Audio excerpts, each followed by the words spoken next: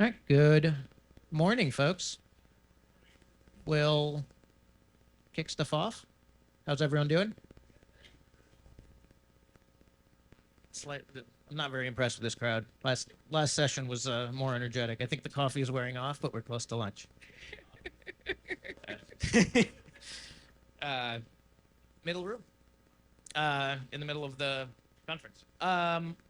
But welcome to day 2 of B-Sides Las Vegas Proving Grounds. This talk is Security Theater now playing What Happens When Security Doesn't Understand the Product. And it'll be presented by Mia Kralowetz. Before we kick off, I'm just going to do a quick spiel here. We'd like to thank our sponsors, especially our diamond sponsors, Adobe and Aikido, and our gold sponsors, Formal and Profit. It's their support, along with other sponsors, donors, and volunteers that make this event possible. Also, as a quick note, this presentation is being recorded, so as a courtesy to those that watch later and those in the room, please remember to silence your cell phones. Also, if there is time at the end for questions, I'll be around the room with a microphone just so that folks on the recording can hear it. With that, I will pass it off to Mia. Awesome. Thank you. So to dive into this a bit, this is going to be our schedule. We're going to talk a little bit about me, where I come from, go through acts 1, 2, and 3 of this play, and then some takeaways that you can have for your audition. So a little bit about me. I'm a career changer into tech about 5 years ago full time. Before then, it was just a lot of pen testing and red teaming engagements that I was doing on a contract basis, but decided to move into this full time. Before that, I did mental health coaching, retail management. I was acting CFO of a wealth management firm and set up a broker dealer for them. So definitely more from that background, and then career changed informally into security. My degrees in sports medicine, pre-med. I did not go to med school. I worked in pro sports for 3 seasons. That's a story for a beer as to why I decided I would never do that again. But decided to move on. As far as the tech stuff goes, always in startups, SaaS products, healthcare, gaming, fintech, retail, and currently I'm the head of security at my current company. So let's dive into Act 1. So setting the scene here. When you come into that new security org, they always tell you all the great things, right? They're like, we have frameworks, look, we follow ISO, and look at all the things that we're doing with OWASP, and here's the NIST stuff that we do. Look, we have these certificates, we have security. It's a priority to us. That's why we're willing to invest in this headcount. Who else has seen this story before? Then you come in and you're like, oh my God, what did I just walk into? Because we have a bunch of compliance and we don't really have security. And the reality is, a lot of companies get into security after they get product market fit, especially in the tech startup space. So it tends to be this after the fact bolt on, how can you help us do things? It's either because they got popped, or because maybe a contract is pending the fact that they have a more robust security program. Tend to be the two big ones as to why they start to invest. And so let's take a look at a situation that actually happened at the company I'm at now. Executive leadership, along with our CISO at the time and product security, we were all at a table and they came to us and said, we're going to make a payments app instead of what the current app is. As security team, I know a lot of us bells and whistles are going off about how that is going to change our posture significantly and all the things that we need to do. What executive leadership was looking for was sign off from the CISO. And what they got from us was a ton of reports. Now, our team had come from one of the big 4 accounting firms. So you can imagine all of the paperwork that we see as proper due diligence of a feature review and a market pivot. That is not what they expected. So you have risk assessments. You had my team going and doing threat models. No one had seen a threat model before. And so they're getting beat over the head with report after report after report and not really seeing that this is the due diligence we should do in our role. In the meeting, executive leadership was like, whoa, this is way too much stuff. You guys got 100+ pages of docs. You have these 60-page slides. Just tell me what's going on. Give me the TLDR. And we were like, this is a no-go. We're not ready to do this yet. And seeing what happened. Well, there was a lack of education on both sides. They wanted more of a high level review in that sort of a meeting. We were trying to provide them all of the due diligence that we knew of. And that led to this mismatch of expectations and the perception that we were trying to block the business. Because this wasn't just something someone thought up one day with maybe we'll do payments. This was a directive from the board saying you need to convert. And now you have security saying, but you can't do that. And once we started to run at odds, there started to be this loss of faith in the program and why we were actually doing what we were doing. We lost our seat at the table at a lot of really important meetings that we desperately needed to be in because, again, they saw us as a blocker. It was like, how do I avoid these people? Maybe bolt them on at the last minute to get a rubber stamp and not really hear them out. And when it came time to start to defund things, we all know how this works. If you're not getting hacked, there's a lot of times they're like, maybe I can skim a little of the budget from the security program. And that's very much what we started to experience as they wanted to cut back in volume. So that brings us to the second act. All the world really is a stage when it comes to security. We have our cybersecurity Shakespeare with his famous quote, letting us know that we all have our entrances and exits, and we play many parts in this role. So the expectation from the business was that we were going to do that due diligence. They knew we were going to produce all of those artifacts. They wanted that to be more internal. Maybe we follow up with some of the more implementation teams with that, but they were not expecting to get this report thrust upon them in an executive review. What they were looking for was more of a thumbs up externally, and then internally go talk to the cogs in the wheel and have them figure out all these problems, but that's not what we had done. And our expectation was that we were going to do a proper risk assessment. We were going to look at all the observations. We were going to give appropriate remediation steps. They could go start to remediate, they could resubmit for review, and then we can continue to iterate from there. But the reality is, because this report was so dense and so thorough, no one read the thing. I remember about 6 months later referring to something in the report to our chief product officer, and he was like, I have no clue what you're talking about right now. And realizing that I had to go in and come up with a summary of sections of that for him. And at the end of the day, that feature was going to launch either way because it was business critical. And we had to find a way to try to catch up. And so one of the things here is that there's things that they just don't tell you in school about the role of cybersecurity. You have to find a very elegant way to tell people the baby is ugly. Not even like kind of ugly, like this baby's hideous and we got to do something. And so how do you do that elegantly? Because we've all seen this done poorly and then everyone gets their feelings hurt. Yeah, the product manager who's been having blood, sweat, and tears to work through this. And now you're coming in at the 1 yard line and calling this not good enough. And so we had to find a way to do that elegantly. We have to find a way for security to provide value to the business and not just, oh, well, we're safeguarding you guys from something bad that can happen, and that's really the ROI. No, how do we actually become a thought partner in the business and respected in that way instead of just being this bolt-on later on? And lastly, who are our allies? Because there's someone who championed this program in the first place who thought that this was enough for us to invest in. Let's be honest, all of us in this room, we ain't cheap to hire, and we're certainly not cheap to retain. So there was someone who decided that they should invest in this program. We need to know who that person is. We need to be able to be allies with them and lean on them when we need to. And also, there are probably other people who honestly have some security trauma. Maybe they got ransomware at their previous company. They lived through Log4j and was like, oh my God, never again. Whatever their thing is, we need to know who they are so that they can help champion our things with them. And that really leads me to our redemption arc. One of the key things that happened that I thought was interesting is that this quote came from an engineering leader who I could have put money on this man hated me. And out of nowhere, he told his team, you can't just not tell security that this thing is happening.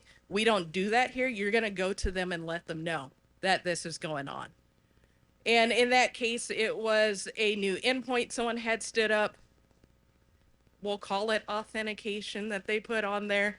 We all know it was not real authentication. And we were able to start to retroactively fit and help them relaunch that feature. But really, we have to help them get through this security trauma. We have to start to listen without judgment. This is kind of like that meme not too long ago, or trend online of we listen and we don't judge. That's kind of what you do in security a lot of the times. So we'll sit there, we're going to listen to them, we're not going to judge, even if you really want to, because you're like, oh my God, who would ever think this is okay? Inside thoughts. And then we're able to keep that and start to move forward. You start to really master your timing of your feedback. I like to think about this as like on a video game where there's always the meter of you got to stop it right in the middle. Can't be too early, can't be too late. That's part of our role too. If you're way too early, you're blocking me, you're not letting me ideate, you're stopping creativity. The business needs to be able to move forward and be progressive. You're going to get that whole thing. If you go in too late, now the feature's basically launched. And now you're stopping them and you're going to hear, but we could have 3x the business or raised 10% of transactions or whatever your important metric is that you now have stopped. And so we want to make sure that we're mastering our timing. We need to meet teams where they are. Really coming from that product security background, some of my engineering teams are great. Some of them do not know the basics. There are teams where I've literally had here's pseudocode of how to instantiate a vault so that you can call secrets properly. And if I have to write that sample repo, I will write that sample repo so that they have something to refer to. If it is a team that's a little further along and it's here's some architectural guidance, here are things, principles to keep in place, then we have those as reference docs as well. Knowing that there are times that we're going to have to hop on to calls with them to make sure that they're able to utilize those tools. And it further gives us information as to what needs to be in our next security advocates meetings that we're training people in. What are the gaps for the business that seem to be more broad spread versus this one team just really doesn't understand this concept. So you got to meet them where they are. And then help them take that next step, whatever that looks like. If it's additional meetings or investment in them, sure. If it is just being able to hear them out and work with their product managers so that they can have more bandwidth to do the security thing, absolutely, I can do that too. And so really, there was a whole strategy we wanted to do. The big theme was we need to go from service to partnership and enablement. Security teams are always small. We're always going to be outnumbered by the development org and by R&D. I would love us to be closer to 1 to 5, but if you're at that, let me know where you're at, because I've never seen that, and that would be absolutely amazing. We're always going to be a lot smaller. And so we went from being this department of no to more of a department of how. How do we enable the team? How do we problem solve with them? How do we influence their roadmap? We went from being last minute blockers with here you can't do this payments feature to let's be in the room when we start talking about even thinking about payments to make sure everyone knows what we're starting to have to walk through. We went from being external enforcers of policies that a lot of times people didn't understand. In fact, I remember one of our founders saying, please stop coming to me with these low context edicts. I need high context solutions. I've heard that more times than I care to admit. I probably should have it on a bumper sticker by now as many times as I've heard it from him. But we were able to change that and really start to focus on outcomes. What are we really trying to get them to do? How do we solution that instead of just giving a rule? We need to go from being this bottleneck to being a safety net, making sure that, yes, there is a baseline of security that must happen, and that's going to tier, depending on what the feature is this publicly accessible, et cetera, et cetera. And then looking at transactional relationships. So going from us just being, here's a ticket, submit it to ProdSec, we review, we go back, and then we make an answer and we reply back to them. We want to have more of this ongoing conversation and this trust between our orgs. And so really, what should we have done? going back to that earlier example, we should have done a risk assessment with more thorough ratings. And with that, we should have given more solutions and guidance in a way that's digestible. And so instead of just, here's your 120 pages of bad, can I get this high level? Here are some things that are going well. Here are some things that you do need to improve. And then how do we get some sort of guidance with that? Here are some suggestions to iterate and to make better. We're now involved in joint road mapping. If they're going to have a major launch, we know about it, we're in the room, we're able to make sure that I have the resources to do so. And if you have 10 of these massive things where I need to dedicate this AppSec engineer and then here's my cloud security architect who needs to be involved, well, then show me the money. I need another head count. And so what can we do to make sure that we're building that business case? And it has worked. And they have given me headcount when I've showed in their road mapping, this is going to be a gap and here's all the risks that's associated. We're looking at building security prioritization into frameworks. Product managers love to write things or use whatever their favorite framework is. If you look at the frameworks, we're never in there. There's no security multiplier. It's, well, you really shouldn't need this security thing to be a consideration because it's an edge case. It's never going to happen. US East 1's never going to go down. And we all know that it does. And then you're like, crap, we're in a single region. And so how do we start to build in this security into our prioritization frameworks?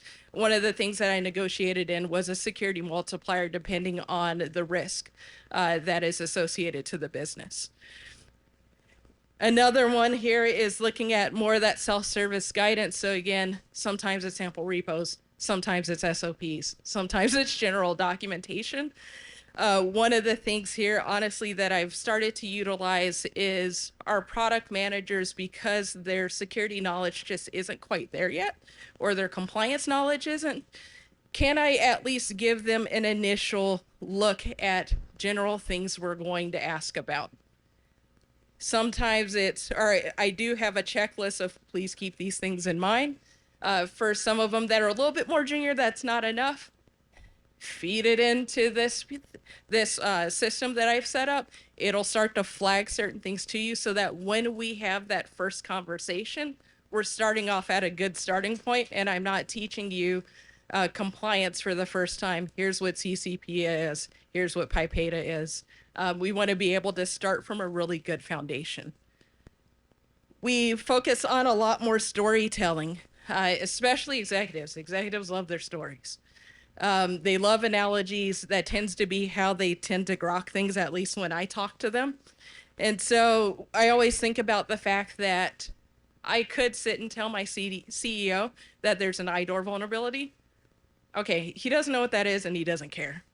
And so what can we do to actually translate that over to something that he does understand?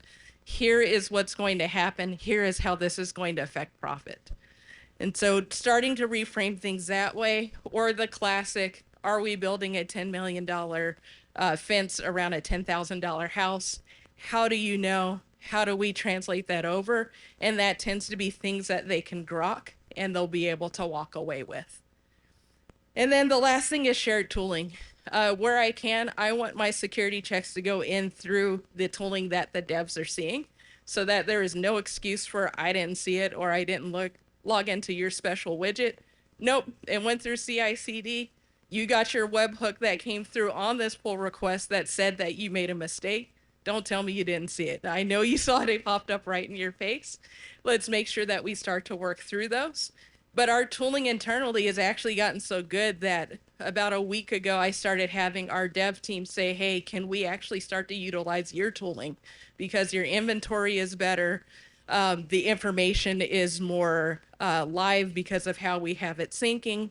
And they just found that our way of doing things was better. So now we're teaching them how to protect and how to stay updated versus always going the other way around.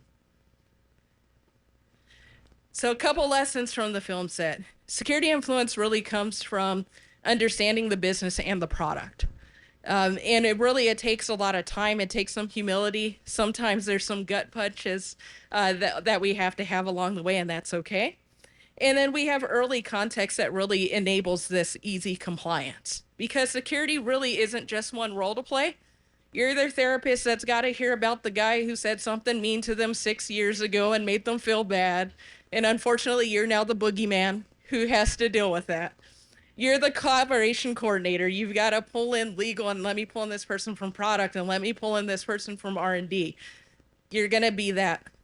You're the technologist, because try sitting in the room with engineers and not knowing what's going on. Now no one's going to respect you because they don't think you know your stuff. And then your business thought partner.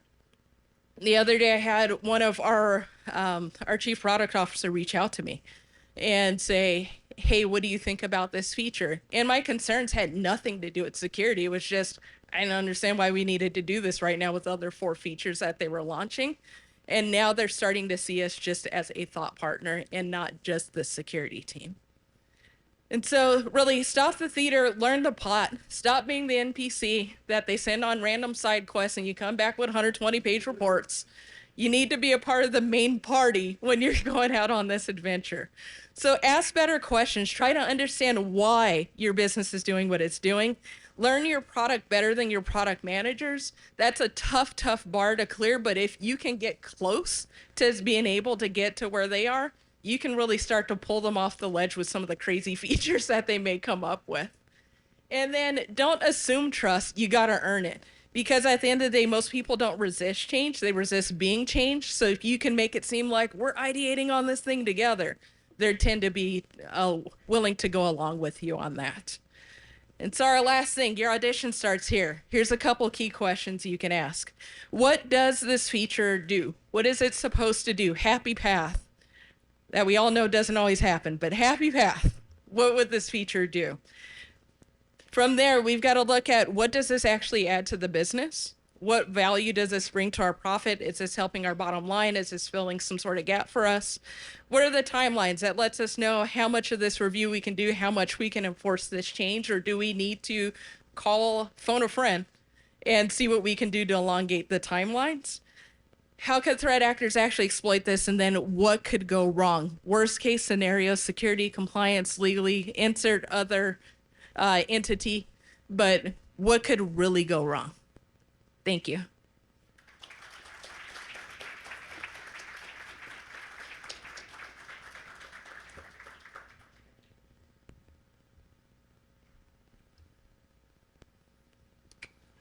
Do you feel like a step in this process should also be collaborating with the business on defining risk profile and tolerances and thresholds? Because like when you talk about defining risk ratings and storytelling and everything else, high, medium, low is so arbitrary. It means something different to every single person. So getting the business to help define what those ratings are, what their thresholds are, could help with that. Do you feel like that's also something you should include in this, let's say, list of precursors? Absolutely. One of the things that I did was that we have a general risk profile that we try to have for the executive team. They tend to swing wildly between executives a little bit, but there is an overall business lens that we have as well. So I know generally across the business, what do we consider high, medium, low, critical? But I also know our CEO's general stance versus our CIO's stance versus our CFO stance, so that I know not just what it means to the business, but in the case that we actually have a really strong opinion, who is going to be that person that can help champion.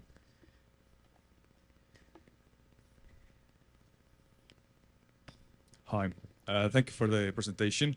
Do you have any tips and tricks how to get to the teams who are more stubborn, who really don't want to come with the security? Yeah. So the teams that are more stubborn, I'm thinking of a team right now that tends to be a little bit more stubborn. It tends to be the thing that got us in was helping them with something that I knew that they could not solve on their own with the skill set that they had. And was our support purely security? No, it was, you are not going to be able to launch this feature in a resilient way. And here's the problem with your architecture. and really sitting back with them, and then what we have like an architectural guild, and them being able to see that we had the eng chops to really help them tended to shift it. The other thing was that my new best friend was their EM. And whenever we would have an on-site, because we're largely remote, I made sure that I would go and chat with them, get to know them. And so it was this combination of expertise and just building the relationship that helped. But I'm not going to act like that was a fast solution. That was a better part of a couple months to really start to turn them around. You're welcome. Probably have time for one more. So in dealing with the people in your company that are like, AI, more AI, please. Because I think you said you work for a startup too, so I'm sure Yeah. you get a lot of that. What kinds of things in your role keep you up at night about that? The scariest thing that I have is let's do AI generated code, and then let's do AI generated code reviews. And I'm like, holy crap, where's the human?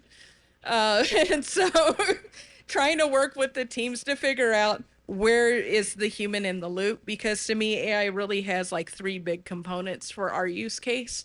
One is innovation within the app itself. Before, if you search for a pizza shop, it was very much a string search. Let's find somewhere that has pizza in the title. Building AI in allowed us to innovate, to be able to do more context-based searches. It was something that a guy named Dave at my company really started to do. And I was like, that's beautiful. And it's this very limited case. Looking at some of the expertise that it's enabled us with, I would say the product teams, giving them tooling to say, hey, you want to do this, here's this very contained instance that we have lots of control over, but you can feed in your PRD to at least give you a baseline for us to have a good conversation. And then the last thing is just reducing toil where we can, which we're still honestly experimenting with what a good use of that would be for us. But those would be the big use cases. But the thing that keeps me up at night is really, we don't need to vibe code and then use an AI to see if we're safe. There needs to be someone in there who knows what they're doing, actually helping to steer that ship. Well, thank you. All right, let's give me one more round of applause. Thank you.